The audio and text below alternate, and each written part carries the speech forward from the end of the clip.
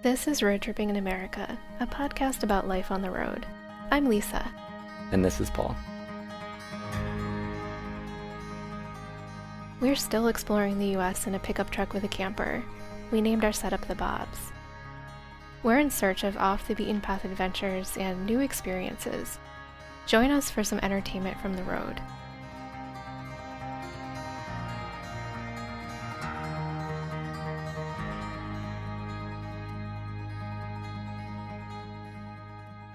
Today, I talk about where we are now and why it's Utah.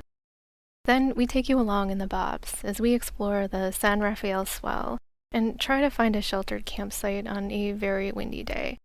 A typical day in our life. This is Series 4, Episode 1, Back West. This episode was recorded on a fairly windy day in the Utah backcountry.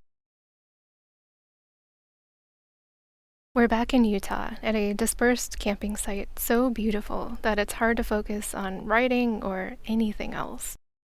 Look at the horizon, starting to the center left. Over there are the snow-covered La Salles, the gorgeous mountain range that towers over Moab. The full range is visible. Catching the afternoon light, the snowfields that will still cover the tops for months glowing a brilliant white. To the north of the La Salles, the red cliffs along the Colorado River are in view. To the right of the La Salles, the spiky mesas that tower over the southwest side of Moab make a Stegosaurus ridge. Next comes Arches National Park. First, the grouping that includes Double Arch, the Windows, and all those other fun arches that everyone sees.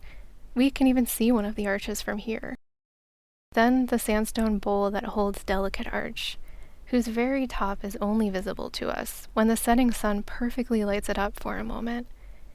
With binoculars, we can see many tiny humans rounding the final curve in the trail before the arch pops into view, and then waiting in line to take a selfie under said arch. Tiny cars crawl on the road through the park, way too many cars. Thousands of people are just over there, but they're far enough away to seem unreal. After Delicate Arch comes the fiery furnace, with red sandstone fins marching back into the hillside. Then the Devil's Garden with a grouping of sandstone ridges and fins that includes Landscape Arch, which we can actually pick out from here, its thin band of sandstone delicately spanning the gap in a sandstone ridge. Continuing to the north, closer by, there's a ridge of yellow sandstone and in it an unnamed arch that we tried to climb to earlier, scrambling across the petrified dunes and down washes until we were stopped by a dry fall that was too high to climb down and too surrounded by beautiful cryptobiotic soil crust to circle. Behind that yellow ridge, closing out the view to the right, is a line of the Book Cliffs with I-70 at their base, filled with many tiny little cars and tractor trailers streaming across the state, way too fast. We're camped on the edge of a petrified dune that has eroded into patterns that look like reptile skin. I'm walking on a giant dragon that fell here and was petrified. In the middle ground between here and Archland, there are countless red sandstone mounds, green-tinged meadows, fields of small shrubs, fine red sand dunes covered with healthy cryptobiotic soil, cacti, and small shards of what looks like petrified wood. It's hard to relax thinking of the sheer number of adventures, both known and unknown, that we can see from this spot. It's hard to sit still. But we found this campsite early and we had to have it. We just had to occupy this piece of the world for a night or two. We're back in Utah. We're finally back west. But let's quickly catch up on where we've been for the last few months. The second to last time we checked in, we were wrapping up our first 5 months on the road in Durango, Colorado. After Colorado, we did way too much driving and flying. First to Wisconsin, then New York, then Wisconsin again, then a long stay in Florida, then Arkansas, where we found some lovely camping and mountain biking that we want to check out in the future when it's warmer. Then finally to Kansas City. We spent almost no time camping in the Bobs, instead staying with friends, family, house sitting, dog sitting, a month at a rental in Florida, a blend of hotels. Then we were inarguably headed back west. We stopped in St. Francis, Kansas, whose Free City campground was the site of our last night of camping on our first year on the road 10 years ago, the site of Paul's ultimate triumph, which you'll have to ask him about sometime.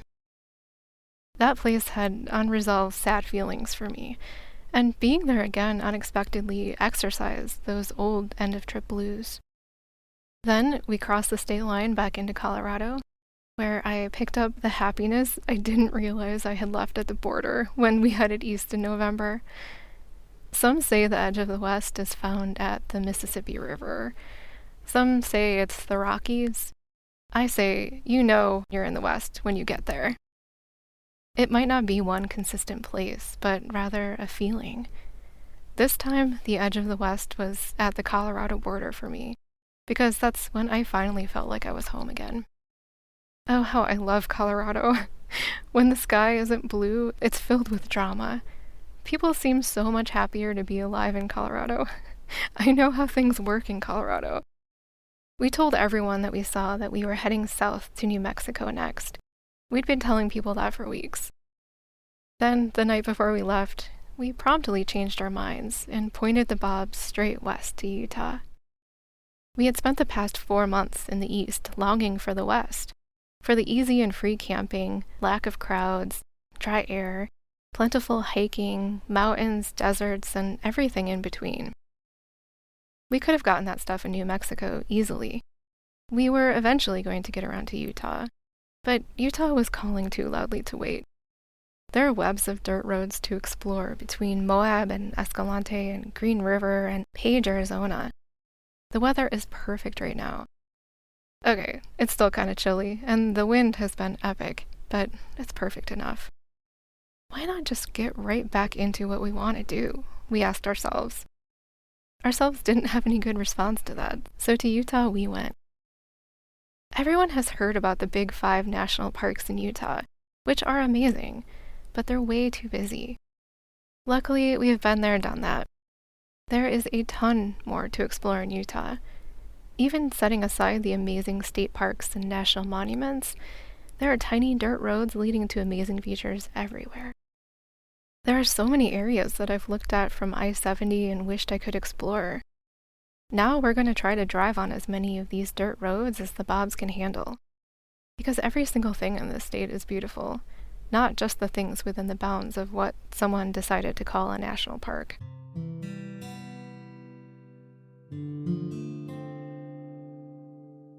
We haven't seen many people on our dusty drives, which could make my plan to bring in other voices for this series a little tricky.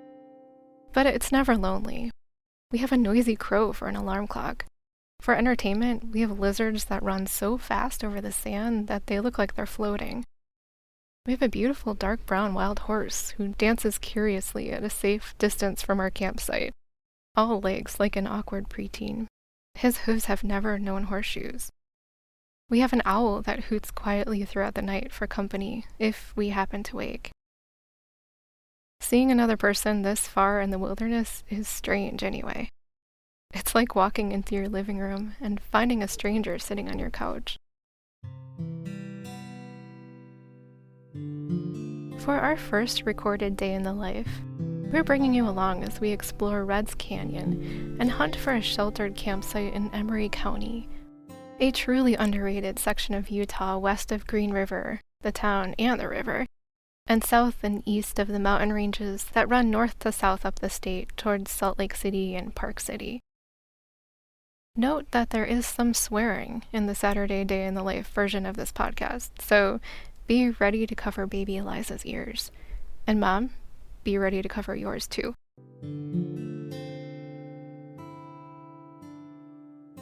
The day always starts with coffee.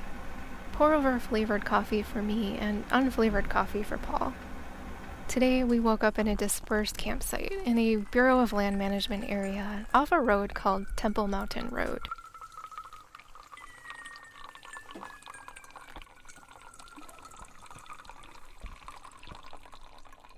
I don't know how to start. I already just did the Wordle. We were doing that thing. I could have got it in 3, but I wasn't paying attention. Saturday morning, and we have internet access, so we can do the Wordle, which I didn't start doing the Wordle until like 2 weeks ago because I resisted on getting involved in it because I knew I'd get hooked on it. Now I'm hooked on it. No, you usually do it before me. Yep. So it's Saturday morning, and we're doing a day in the life. Early April, Utah. Got up a little while ago. Yesterday was nice weather. Tomorrow's going to be shitty weather. And today is going to be the transition. Yeah, so our main goal for today is to find a sheltered place to camp later.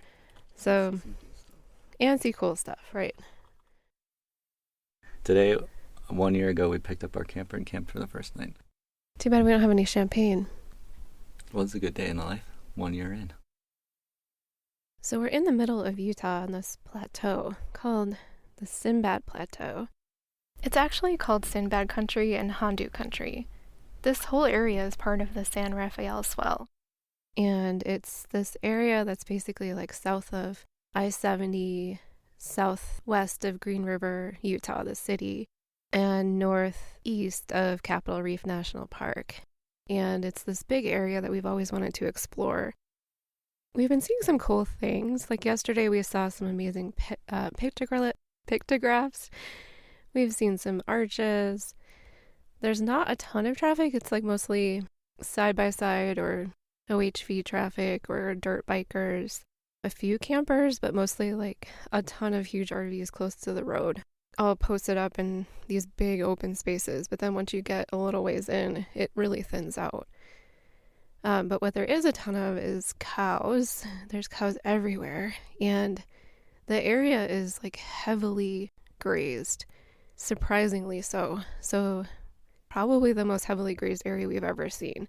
So that's a little weird. A lot of the places we thought we'd be able to camp that were road spurs were really leading to like watering holes for cattle, which are just completely destroyed around them, just wallows. All the vegetation is trampled down. Even when you get into a treat area, they've really dug up around the roots of trees and things. So kind of amazingly heavily grazed, but still beautiful.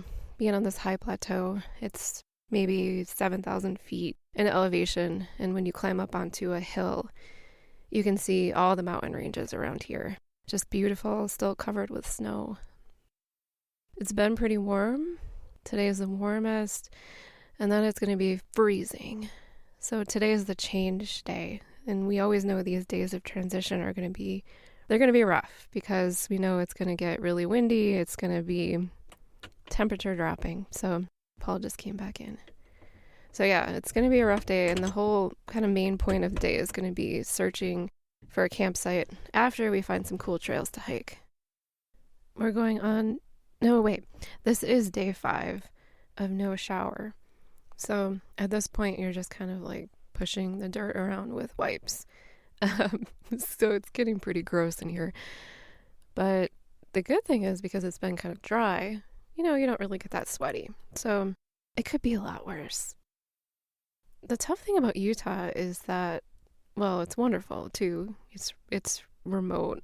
There aren't that many towns for long stretches. And then when you do get to a town, they don't always have the services for dirty travelers. It's hard to describe how remote we are right now. The I-70 exit that eventually led to this area was a dirt road on-off ramp with nothing there. One of those exits that says no services. We're about a 2-hour drive from Green River, Utah, the closest large town. The only non-hotel showers in Green River are at the truck stop on the edge of town, which is one of the busiest truck stops I've ever seen, because it's the only one for at least 100 miles. We don't do out and backs because we don't want to waste the gas and time. If you want to get into the remote spots, it takes multiple days, and that means no showers. It's like through hiking, but we're way less sweaty and we can change our clothes more often. And we never do a water-intensive gravity-bagged shower this far from a water refill, even if we had one of those things. Water is too precious out here to waste on bathing, and we don't carry enough of it for bathing anyway. So instead, we just stay dirty, for like a week. And you're not really seeing other people, so it's all right.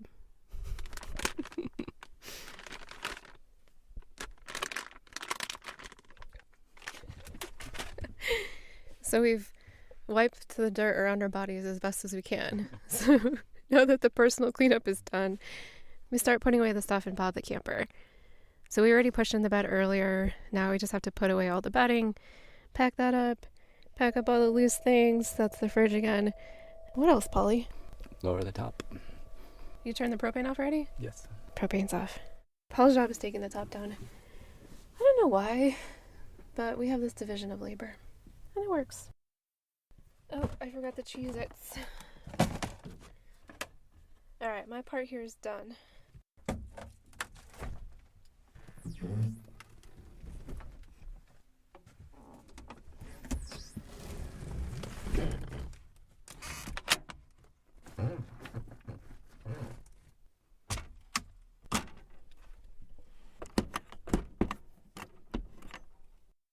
Okay, everything's packed up and we are ready to go.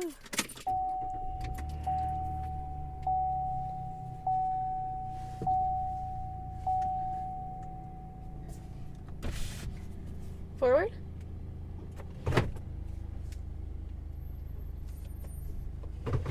Alright. Whoops. Paul has to clip the top.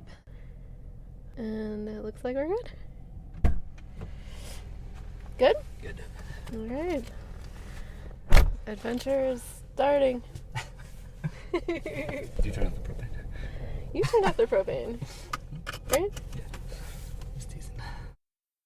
Alright, here we go. While we were drinking our coffee, we consulted the Gaia map to plan the day's route. We decided to go counterclockwise around the Reds Canyon Loop, which I immediately forgot as soon as we got going. We ended up going around clockwise. So we're on this really high ridge, like plateau on the edge of the ridge, looking down into this ridiculously gorgeous canyon, hoping we get into it. And Cathedral Valley's like that I over think, there. yeah, right? So maybe we could see into it. Hoping we go down into it.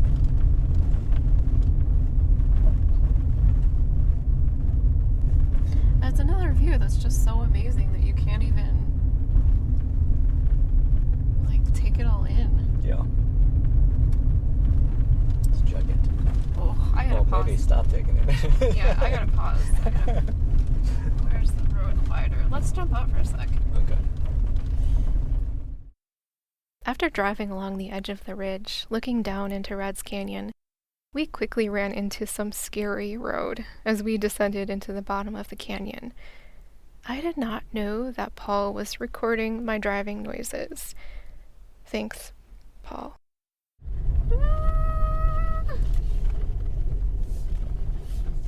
Oh god, this is scary. I like how they bank it in. Bank it in real strong. There's nobody be coming around the corner. Let's see their dust. Hopefully. Oh wow, we're going all the way down there. Holy shit. Ah, this part right here. Just get through it. Fuck. You do like roads like this. So we just drove down this insane road. It was like a shelf road at times. We lost how many feet, Paul? Close to 2,000. From the top of the plateau down to where we are now in the bottom of a canyon. And we came to look at this arch called Hondu Arch. And at the bottom there was this, what do you call that thing? Oh, they're calling it a powder magazine. A little structure. And it's also A uranium mine. I don't know what uranium looks like. So, alright, this is a good lunch spot.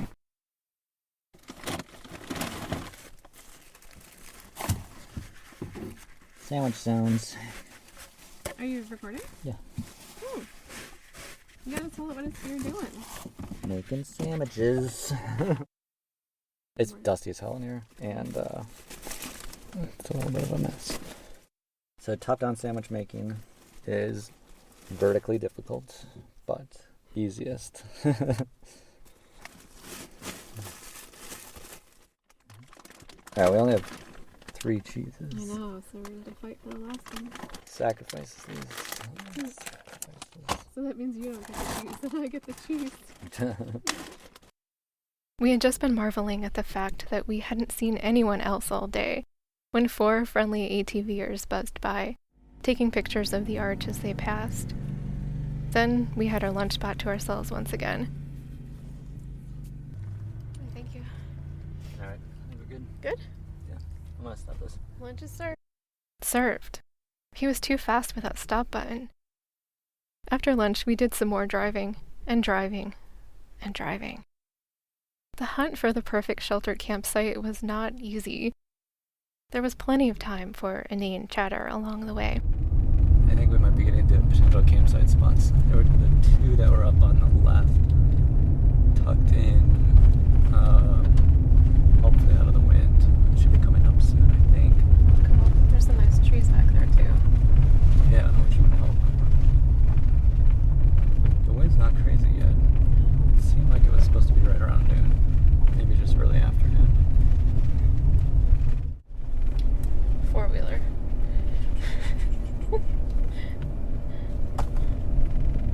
Just the one. It's amazing how many of those people wear ear protection. Like, one more. Well, I wonder if it's to keep the dust out of your ears, more so than the sound. Because I bet you get a lot of dust in the ears. Yeah, that's not a bad point. Did you see that guy was like power sliding around this corner? Yeah. We could do that if you want. Just say it. Say the word. That first potential site didn't work out, because there weren't any actual road spurs where Gaia Maps showed road spurs. That happens a lot. Try number 2. So we just went down the spur that we thought was going to be a possible camping option. How many side-by-sides were there? There was 4, 5, 6. Oh, Jesus. It's coming in hot. Holy shit. Well, we were had on collision with that one and that one. Oh my god. Idiots. Ooh, Could have planned that one better. Not joking around. Alright. So Got some adrenaline going.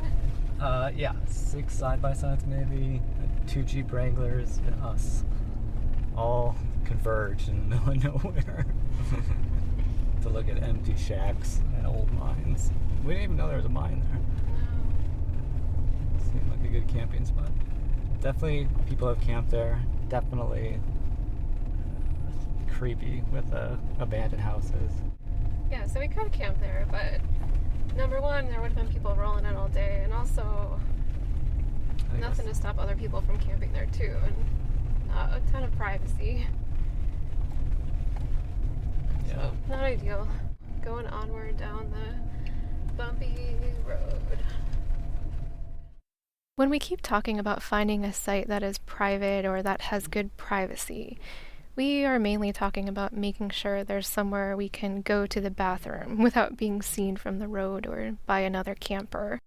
Following leave no trace principles, of course. So now we're climbing out of the bottom of Reds Canyon. There weren't any dream spots down there, which is probably a good thing because the clouds are actually really dark and most of the road was awash, so I think it's okay. Or clay. Or clay, yeah, right. So Clay we're dust.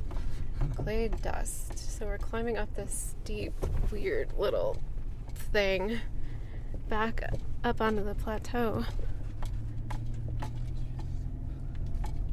Nice and steep. Once we're back out of the canyon, we venture down some side roads by a cool-looking butte called Family Butte. But there are already a few people back there in the ideal spots. We check out another spur to see if there are any good sites there. So the little spur here is 18 of a mile long. It goes back up into that little canyon right there, or that little bowl. There's could be a spot right here. There's a fire ring. Cool. Hard to tell if it's the wash or not, though. It's hard to tell if the road is the wash. It seems washy. Everyone goes Although this the way, wash maybe but- is down there Yeah, officially. that could be another one. Looks kind of Dicey. uneven, yeah. Right, so that one, that's semi-protected. Yeah. But minimal private, like, Mm. want no traffic if you're gonna do. Yeah, it should be pretty light traffic. Are we in BLM? Oh, no, we weren't. We keep talking about being in a wash as being a deal breaker for a campsite. A wash is a dry riverbed that will become a river again if it rains anywhere in its watershed. Never, never, never camp in a wash. Even if it's not raining and not expected to rain, just don't do it. It's too risky, and you're not going to get a good night's sleep thinking about being washed away in a flash flood. I think almost everywhere we are back here is wash. Yeah. Full washes.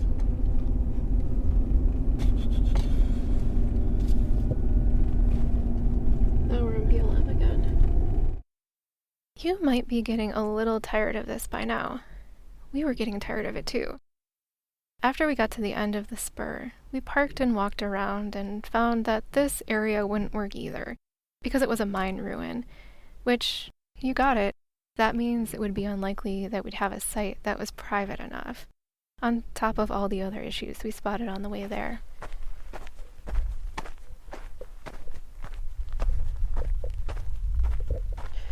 Scouting for a campsite. It's tough today because we have these specific criteria. We found a bunch of really great sites earlier, but they were right on the ridge, so that's not going to work today. And unfortunately, this one's not going to work either. No flat spots, just a bunch of mining wreckage everywhere. So, keep looking. So there's this lower spot down here. And I just didn't think it felt very private. Yeah. This whole area feels ATV-ish. Yeah. Like we're just gonna get buzzed all day. And maybe we won't, but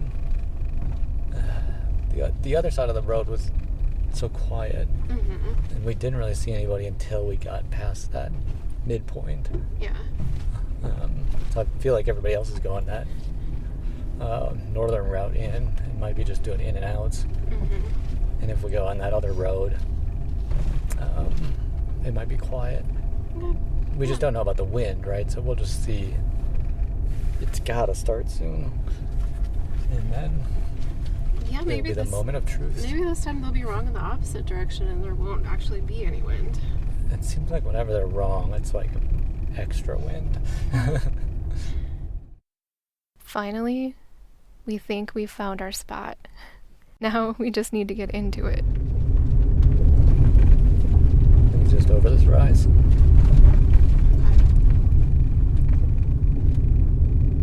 Yeah, back in this thing. So, Alright, cross your fingers. Nobody's back there. so backup spot we saw 2-3 hours ago. The first spot we saw. The first relatively decent spot we saw, which might not even be a spot.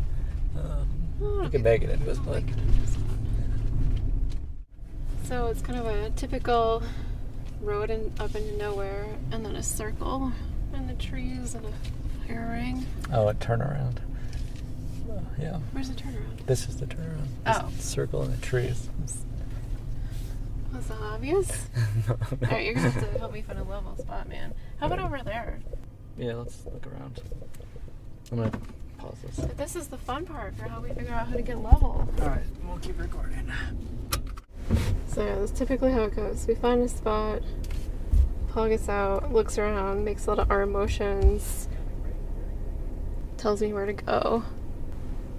I try to do it. This is gonna be a tough one. Alright, crank it right.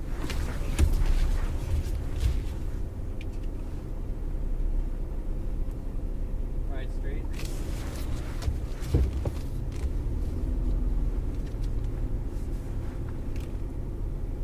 This feels terrible. It is terrible. It is terrible, he confirms. Pause right there. That feels pretty good. So this is where the level app comes into play.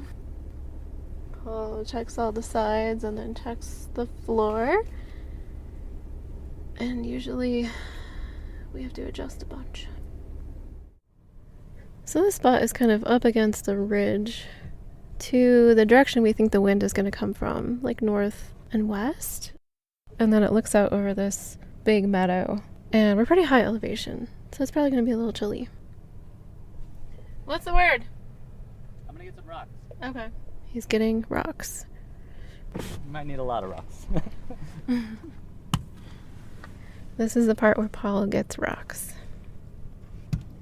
Stacks them up underneath the tires. And then I drive on them. At these sites, there are always abundant flat rocks. Either from the fire pit or just laying around because everybody does this. Alright. Let's give this a shot. That's a two-stepper. Forward or backwards? Forward. Forward? Okay. A foot. Okay. There it is.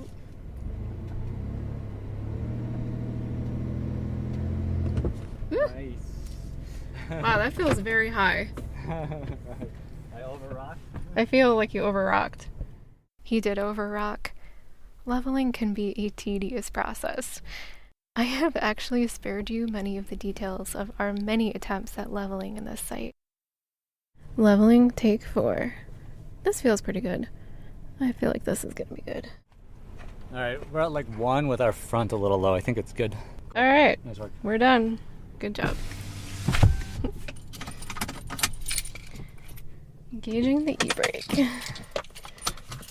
And done. Oops, didn't roll the window up all the way. And done.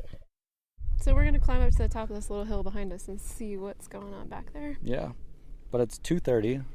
We're stopping a little earlier than normal, just because we are expecting to get rocked by Right, some and wind.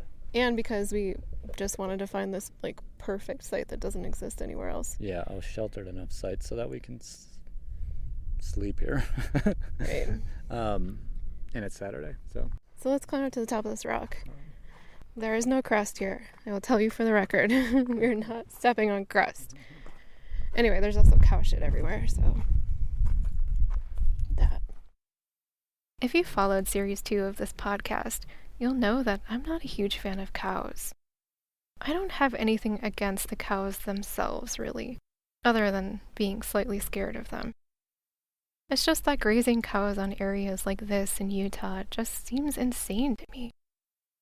There's barely anything for them to eat. There's no water for them to drink. Ranchers need to deliver water to strategically distributed tanks and bring in things like salt and mineral licks to make up for their nutritional deficiencies, to keep these cows alive. The cows look mangy as hell. When I see free-range Utah beef on a restaurant menu, now I see these cows, and I'm not sure their life was any better than a feedlot cow's life. I really pity these cows. It doesn't seem like a good deal for them, for the ranchers, or for the people who eat them. Is the amount of lasting land damage they create really worth having one more cow to sell and eat? Anyway, I digress. Back to hiking to the top of the hill, where there was no crust, aka cryptobiotic soil, to destroy.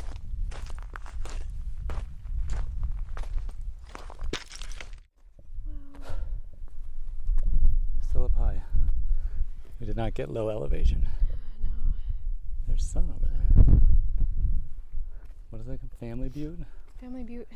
So it's got 1, 2, 3, 4, 5, 6 little pinnacles together. And the wind. Definitely coming from this. This is kind of a westerly wind. West is like this way. I would think it's more that way, yeah, true, but Yeah. What do you think? yeah, it's worth trying. I don't think we can get anything better. I don't either. Yeah. Cool. Alright, time to pop the top and see how the wind treats us.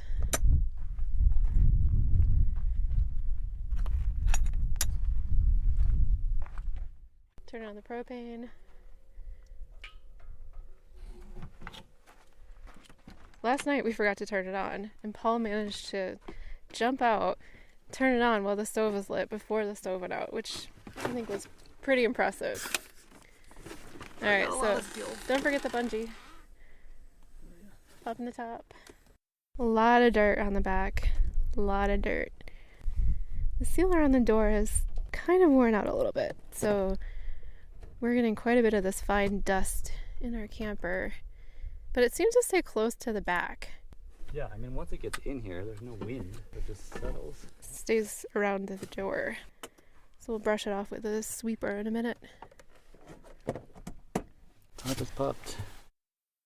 Alright, so we've shifted some stuff around, and now I'm basically gonna redo everything I redo everything I did earlier in reverse. Oh, it's gritty. I'm gonna get the wipes and give the surfaces a wipe. A lot of dirt back here. It's a tough day. Tough day for cleanliness. So after I did the surface clean, I attempted to take a nap, but it didn't work because I'm the world's worst napper. And Paul's reading. At about 3:30, the wind started picking up, so I think we're okay. But in terms of like jiggling, we'll see.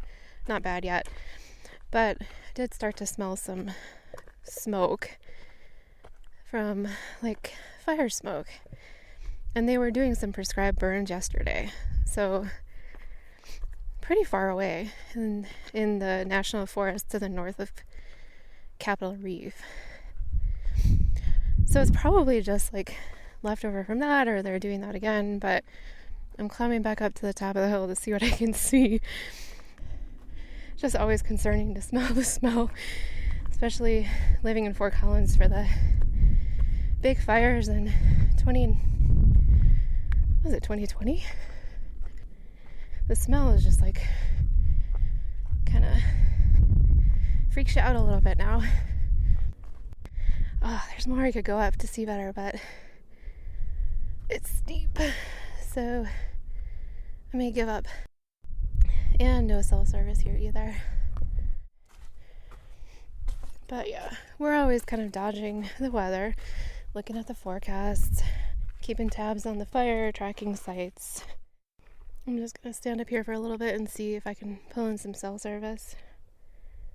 Sometimes it takes a minute. I just started it. Okay. It's close to 5 o'clock, so that means it's happy hour time. What do we have for happy hour? Uinta beer. Paul's digging it out of the cooler. I think our last Uinta beers. I think so, probably. So this is a Uinta Grapefruit Nosh IPA. I'm actually drinking an IPA, and I like it. Not sponsored by Uinta. Yet. The taste of Utah.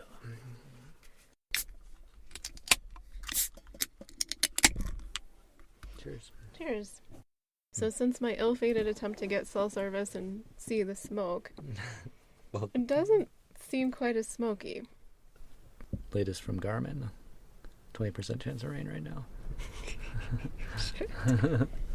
Which is interesting. Oh boy. And also peak wind isn't until way later in the day than the earlier forecast said. So peak wind's going to be around like 11. So it's 40 miles an hour, which is not insane, but it's a lot of wind. So restless beginning. By 5 a.m. though, it should be way died down. So we just have to get through the middle of the night.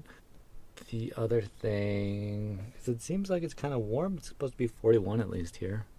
I thought it was supposed to be 21. It's good news. This is impossible. Yeah, because the difference between 41 and 21 is a very different sleep strategy. I mean, I guess the forecast I got was just garbage. Well, okay, fingers crossed. It's 41. Yeah, like a lot of old married couples, we spend a lot of time talking about the weather. So let's talk about the exploration that we did today. So it was okay. mostly vehicle-based exploration. Yeah, we didn't find any good hiking trails, really. No, Kind of thought we might. I thought we would, especially because the Garmin showed hiking trails. Gaia Maps showed hiking. Gaia Maps showed hiking trails. Yeah. But what we found was that it really was an area that was pretty much all about off-road vehicle driving. And cow grazing. But it was spectacular. It was absolutely spectacular. It was beautiful. It was way more beautiful than I thought it would be. We're at 6,800 feet right now. We went down to like almost 5,000 over the course of the road and then climbed back out. Yeah, and this is the wind. This is the wind. Refrigerator on. The beer is icy cold. It is icy cold and Thanks, delicious. Domatic. Click on the link. Give us 10%. Yeah, I think we drove about like 40 miles off road, mostly dirt. Didn't see anybody for like the first half, and then a little bit more traffic the second half. It was all afternoon. Like our first half was all pre-lunch, and then I think we were in the busier section in the afternoon too, where a lot of ATVs know to explore. There's some old mines and ruins and shanties and stuff to poke around in. How would you even describe that canyon? I mean, it had so many different rock layers and so many different colors. There's a lot of that horizontal red layer stuff that we drove through in the top part of it. But then definitely. you eventually get to that white sandstone with the, rust stains and copper stains and stuff on it. That just The copper stains were cool. I don't feel like I've ever seen like different color stains on it like we did today, like the green and the red and the, other colors. yeah. And then by the time we got to the bottom of the road, we were in like a river valley. There's a real river with real water. Trees, or not trees, Where the hell did but that like come from? vegetation. Yeah, we'll have to look that In up. hindsight. Yeah. Because we never saw it again. I think it cuts through, and we stayed on the one side of it the entire time. Maybe, like the wash that leads into it from this side. Oh, jeez. Oh, that's a ghost. Solid gust. But yeah, that smooth, well, not smooth, but like wavy sandstone is gorgeous. And there's a beautiful arch, Hondu Arch, gigantic arch, off at the top of one of these mesa-y things. It was like every layer of rock that you see in Utah, and then different colors, the brilliant red volcanic ash and the deep red sandstone. We need to be geologists, but there was so much rock. And the rocks are different. And they were pretty colors. And it was so cool at the top before we descended down, how you could see it all spread out, and then you could also see the high mountain ranges behind it with snow on the top. Yeah. Oh, man. Outside of like the fun of the drive and maybe camping at the Arch viewpoint area, is there anything that you're like, I gotta go back and... Well, I wish there was stuff there. It didn't feel like it would be easy to explore that area. It seemed hard, yeah. Like, even I was picturing that even without the trails, I was thinking, oh, okay, we'll be able to get into a wash and hike up into an area. Yeah. But it just felt like... It was very steep. The road was kind of in the thing that was accessible. Right. Oh, shit. The door just flew open. All right, usually we lock it when it wind gusts, so we need to do that. Man, you couldn't plan this stuff. But yeah, that's a really good point, because even if we could get into a wash, we would have quickly been shut down by a dry fall. Yeah, they were super steep. So tomorrow we'll have to see how cold and forecast we get tomorrow is. Yeah. Who knows? So right now, this area, let's look. Garmin buttons. Not sponsored by Garmin. Pay good money for both of these things. Low of 29, low of 30 Monday. I mean, that's not terrible. No, we'll We've survive. been having that. So I think the last time we dealt with a windy day like this, we were saying, oh, we'll stay at a hotel the next time it happens. But we know there's a couple of really cold days coming up in the future that we're planning to stay at a hotel. So we decided to just deal with it. Well, when we dealt with it the other day, and it went fine, as long as we got the good campsite. We ended up that day, that was windier than it is right now. And we got a camp spot and jammed the truck up next to a rock and a tree to try to get out of the wind, and still didn't really escape it. And then eventually just popped the top around dinner time so that we could make dinner, even though the wind was still blowing. And then it finally calmed down after. And they kicked up so much dust and dirt. Well, you could see it hanging in the air above the canyon. Yeah, it was just amazing how much material was moving around. I got so much out of my ears. It was disgusting. Oh my god, I either don't have it in there or I haven't gotten it out. It was that first day, like just a little Q-tip, and it was just like grit. Ew. But you gotta exfoliate your ears. Everybody knows that.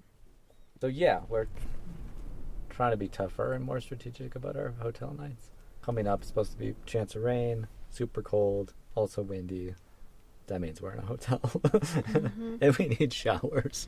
Oh It's yeah, been a I need while. showers so bad. How long has it been? I said that Let's earlier confess. today. 5 days? So Tuesday, tonight's- Wednesday, Thursday, Friday, Saturday. So we're on like a weekly cadence here. Don't want to overdo it.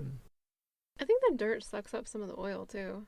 That's cleansing. I mean, people pay good money for clay masks that we just have to like sit in the wind for.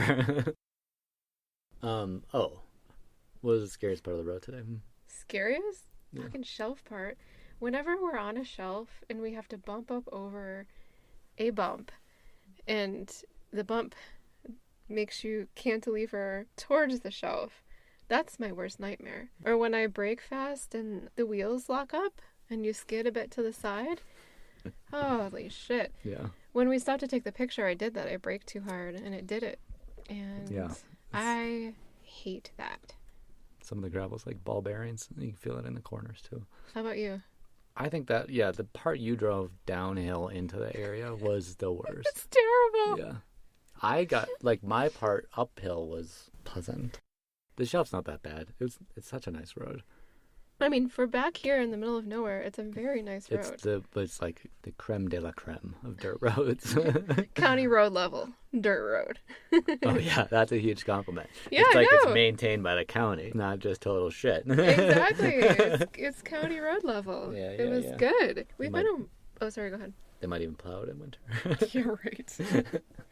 We've been on much Much worse worse, roads. yeah. And I was definitely expecting it to be like that. So that's the only reason we were able to do that whole loop today. Cheers to Bob the Camper's 1-year anniversary of having us live in it. Cheers, Bob. Yeah, so a year ago, I had quit my job. Lisa had already quit her job. And we drove out to Reno, Nevada to pick up the camper so that we wouldn't have to pay California sales tax. Well, we eventually paid Colorado sales We tax. pay, yeah, you pay your home state sales tax. Yeah, but we didn't want to double tax. We picked it up that morning-ish in the parking lot of the Home Depot. It was... We've spoken about this together. Yeah, It was all in the up and up. it was all on the up and up. But yeah, we got it all installed. It rode nicely, and then we drove basically just to the other side of Reno, outside of the city, Mm-hmm. and got to that reservoir park area. I don't know if that was a free campground or Yeah, that was. We Yeah. we just dispersed camp on the beach. because we didn't have propane yet. We didn't have the refrigerator yet. Mm-hmm. We were pretty lean and mean, but I remember being pretty happy that we had it. And I think we were not quite on our leveling game then, but we had lucked into an okay spot that was pretty Well, level. That's when we started to learn that if we're not level, it's extremely It's uncomfortable to less sleep. comfortable. Like, yeah, after that, we became more obsessed with the leveling Yeah, game. trying to get a degree off at most, maybe 2. I think lately I've been going for 1. You've been killing it, man. We had 3 days or 2 days of 0.3, and then yesterday was 0.2. That was the best. Today, the streak ends. That's fine. So it's been 1 year. We picked it up, parked it out front of our house because it didn't fit into our old garage, Right. and bid our time. Full circle on the podcast, too, Full circle. because that's where we started. Right. So here it is, 1 year later. Man. After a little more reminiscing, it was time to actually make dinner. Make Super Bowls for dinner. Yeah. Did we make up the name Super Bowl, or did that come from somewhere? Well, there's a sporting event that I mean, copyrighted the term. related to food.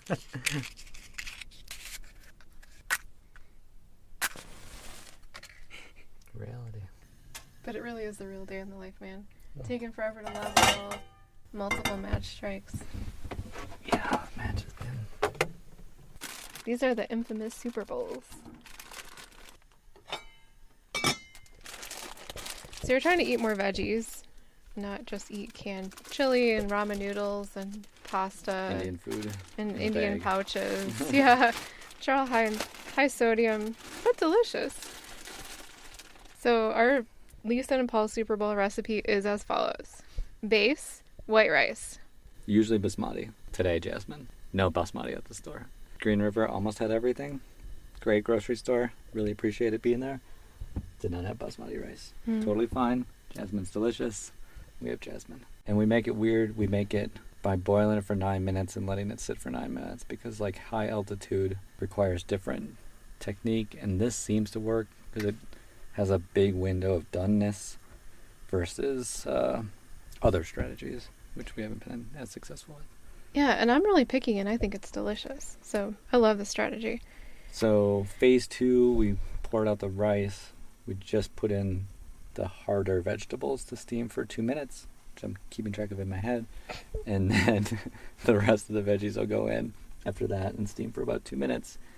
So when Paul talks about harder veggies, he means like cocaine and Yeah. heroin.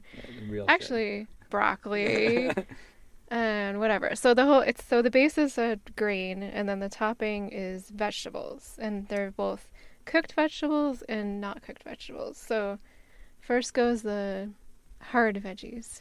Which is broccoli and other variety of stuff from the Green River grocery store where they had just a bag of washed veggies. Yeah, And whatever that was came in the very package. convenient. Mm. And then we also have peppers, onions, and carrots going in. They're And then gorgeous. raw after that will be tomatoes and avocado. And then the topping is salsa. And deliciousness. cheese. Oh yeah, cheese. And a Big squeeze of chunkies. lime. Yeah. So that's a Super Bowl. If you want to see pics of that or anything else we talked about today, check out our website, roadtrippinginamerica.com. While we were while we were prepping the veggies, we listened to the new Band of Horses music, which was perfect. And then later we'll listen to a podcast. Also, the wind is very variable. Seems Right to- now it's awesome. I feel like it's going to get worse, but apparently we're happy. After a delicious dinner, at long last, at the late hour of maybe almost 9 p.m., it was time to get ready for sleep. That involves making the bed and getting things situated. You just got a good door recording? So I'm going to set the thermostat for 45. Sure. Oh wait, 46. 46. Door's definitely all the way fully closed. You want your sleeping gloves? No. The fact that it's still above 60 It's crazy. after 9 p.m. is huge. So did you tell the day in the life how our evening ended? No. So we listened to a couple podcasts, the journal, and what is that other one? Compound and Friends. Compound and Friends. The best. Ate dinner. Didn't play cards because Paul didn't feel like getting beat. Wind has not been bad at all, knock on wood. It's gotta get We better. kind of psyched ourselves up for nothing. So now we're getting in bed. And we'll either check in the morning or we'll die. What's gonna happen is that we're gonna turn the recording on at 11 when it's insane, and we're like, oh, we're gonna die. I mean, you can hear it. Do you See hear you that? then. Either the end or to be continued.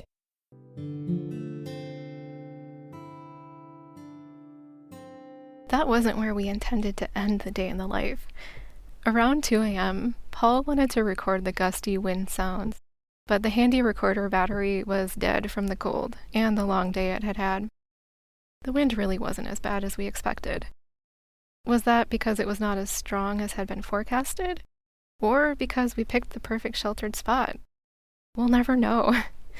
But a few nights later, as we sat in a hotel in Green River with 50-plus mile-an-hour winds buffeting the bobs outside our window, filling the valley with a thick cloud of dust, we knew that the wind wasn't that bad. We were very glad we had saved our hotel night for that night. So where to next? Well, who really knows? We might tell you one thing, then change our minds tomorrow. What we do know for sure is that we're staying west. We're staying in Utah until we feel ready to go, or until we need to be back in Colorado later this summer. I can't imagine we'll ever get sick of Utah. I just wish there were more wine shops.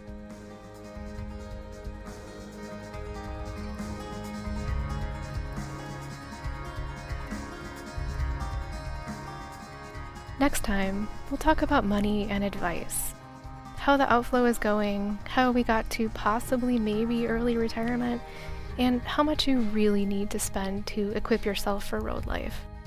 We'll also share some of the unsolicited advice we've been getting, and then, unironically, throw some unsolicited advice back at you. Thanks for listening. What else we got going on? Nothing. Doesn't seem like a ton.